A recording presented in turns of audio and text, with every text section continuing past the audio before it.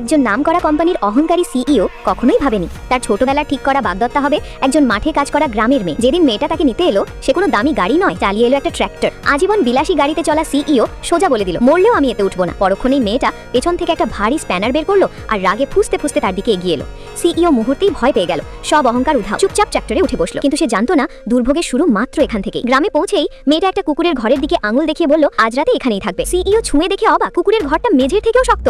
সে শপথ করে বলল আমি সারা রাত দাঁড়িয়ে থাকবো, কিন্তু এতে ঘুমাবো না। কিন্তু রাতে মেয়েটা এসে দেখে সিইও কুকুরের ঘরে ঘুমাচ্ছে ঘোরের মধ্যে। শুরু করে পরদিন মেয়েটার চাচা আবার জোর করে তার বিয়ে ঠিক করতে আসে। মেয়েটা স্পষ্ট বলে দেয় আমার ইতিমধ্যে বাগদত্তা আছে। চাচা হাসে, গ্রামও ছাড়ুনি, বাগদত্তা কোথা থেকে? ঠিক তখনই ঘর থেকে বেরিয়ে আসে সিইও। মেয়েটা সঙ্গে সঙ্গে তার হাত ধরে বলে আমরা আগেই একে অপরকে ঠিক করেছি। এরপর কুকুর ছেড়ে দিয়ে চাচার পরিবারকে তাড়িয়ে দেয়। নিজেকে নায়ক ভাবা সিইও আদেশ করে কফি আর ফ্রেঞ্চ ব্রেড চাই। পরের মুহূর্তে মেয়েটা এনে দেয় ভাতের মার আর রুটি। সিইও আবার নাক ছিটকায়। মেয়েটা এবার দেয় বুনো শাকের শিকড়। এক কামড় খেতেই সিইও বলে স্বাদ তো ভালো, কিন্তু হঠাৎ তার পেটে তীব্র ব্যথা শুরু হয়। তখনই বুঝে যায় সে ফাঁদে পড়েছে। রাগে ফোন করে দাদিকে বলে আমি সিইও, একজন গ্রামের মেয়ে আমার যোগ্য নয়। এই কথা শুনে ফেলে এক চালাক মেয়ে। সে মনে মনে ভাবে ও যদি তাকে না চায় এই ধনী বর আমার। সে মিথ্যে বলে মেয়েটাকে জঙ্গলে ডেকে নেয়। তোমার বাগদত্তাকে দুষ্কৃতিকারীরা ধরে নিয়ে গেছে। মেয়েটা দৌড়ে যায় আর দেখে কিছু বদমাশ একজনকে মারছে। সে মার্শাল আর্টে দক্ষ, কয়েক ঘুষিতেই সবাইকে কাবু করে। কিন্তু কাছে গিয়ে দেখে মার খাওয়া লোকটা আসল সিইও নয়। ঠিক তখনই তার মুখে ছিটানো হয় এক অজানা পাউডার। সে অজ্ঞান হয়ে পড়ে। চোখ খুলে দেখে নিজেকে বাঁধা অবস্থায়। সামনে দাঁড়িয়ে চালাক মেয়ে আর বদমাশরা। চালাক মেয়ে বলে আজ তুমি ইজ্জত হারাবে, তোমার বাগদান ভেঙে যাবে আর এই বিয়ে হবে আমার। বদমাশরা এগিয়ে আসে। ঠিক সেই মুহূর্তে এক গর্জন, আমার মেয়ের দিকে কে হাত বাড়ায়। হাঁপাতে হাঁপাতে হাজির হয় আসল সিইও।